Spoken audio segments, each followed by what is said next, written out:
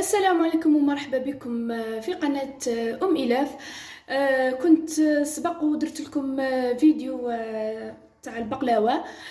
وقلت لكم راح ندير لكم الطريقة تاع العسيلة تاعها كيفاش نخدمها. صدقوني العسيلة تاعها تجي كيما تاع المحلات، ومن الأحسن تكوني خدمتيها في الدار خير من اللي تشريها من برا.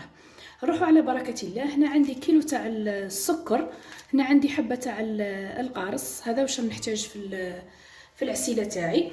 وعندي هنايا الكاس باش نعبر به. انا الكاس هذا راح نحتاج منه كاس تاع السكر، وفي نفس الوقت راح نحتاج منه 2 كيسان تاع الماء. اذا حبيتي العسل تاعك يجيك خاثر بزاف، هنا ديري كاس ونص تاع ماء. نبداو على بركة الله. اول حاجه راح نديروها ندو كاس تاع السكر،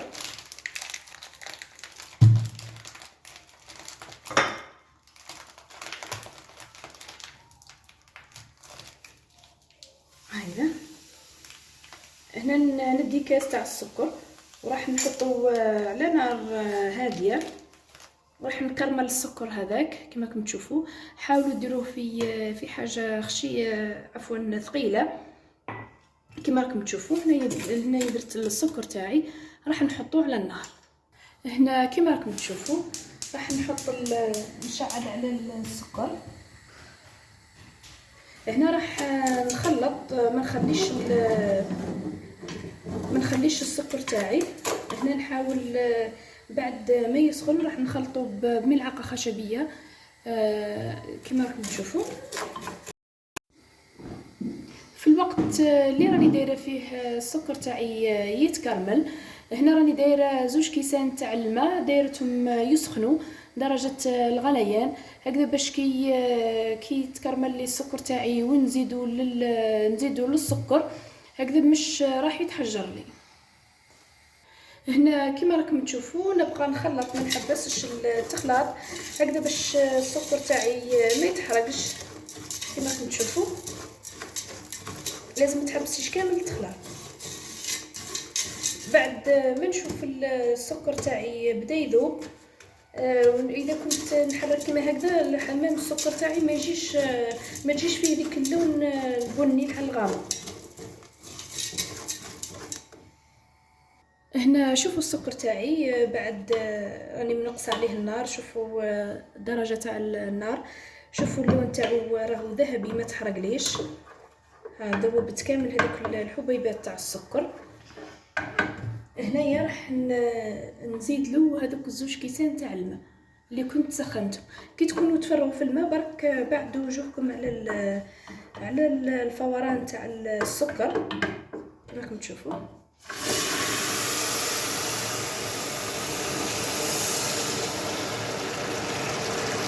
هنا الماء تاعي نضيفو بالتدريج.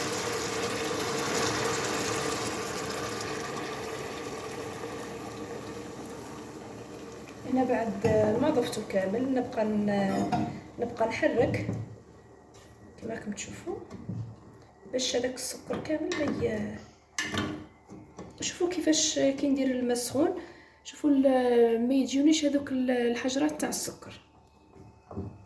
هنا نخلط حتى يتنحى لي هذيك الطبقه اللي راهي لازقه تاع السكر. هنا كيما راكم تشوفوا بعد ما ذابت لي هذيك الطبقه تاع السكر، شوفوا كيفاش ما تلصقليش في المغرف وفي الاخر. السر تاعو في الماء سخون كي تسخني الماء وتزيديه. وهنايا راح نضيف الكيلو تاع السكر اللي كنت خليته.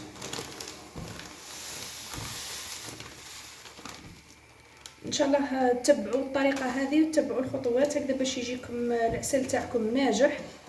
شوفوا اللون تاعو كيفاش جا، لون ذهبي. هنايا نبقى نخلط حتى يذوب لي هذاك السكر. هنا راح في الخطوه هذه راح نزيد نص حبه تاع القارص. هنا كاين اللي يحب يزيد الاسيد ستريك، كاين اللي يحب يزيد الشب.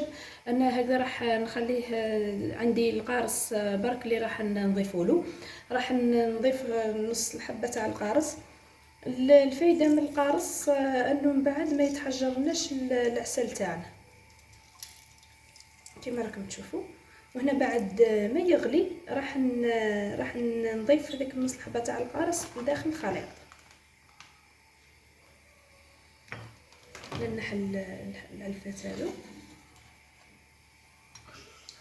كما راكم تشوفوا. نبقى نخلط، مانيش راح نحبس، راح نخلط حتى يذوب معايا هذاك السكر.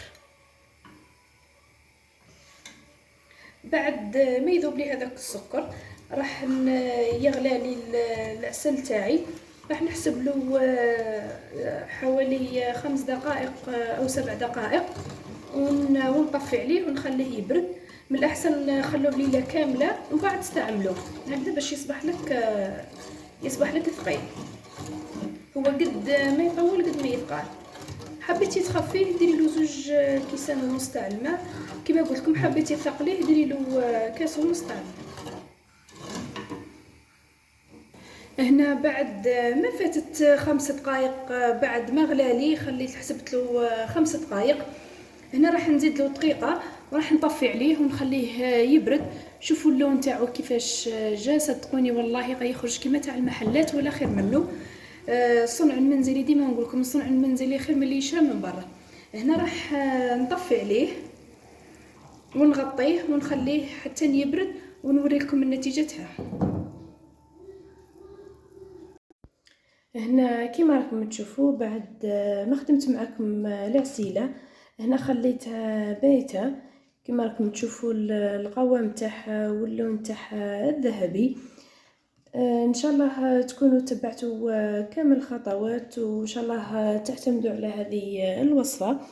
راح نفرغ معكم هذا العسل في البلاره هنا باش تشوفوا القوام تاعو مليح وتشوفوا اللون تاعو كيفاش جاني. صدقوني يجيكم بزاف هايل. وش راح نقول لكم لاصحاب المشاريع ثاني، راح الوصفه هذه اقتصاديه. وش راح نقول لكم ان شاء الله الوصفه تاع نهار اليوم تكون نالت اعجابكم. ما تنسوش اعملوا اشتراك وفعلوا الجرس هكذا باش يوصلكم جديد دائما. والى الملتقى ان شاء الله بوصفه جديده.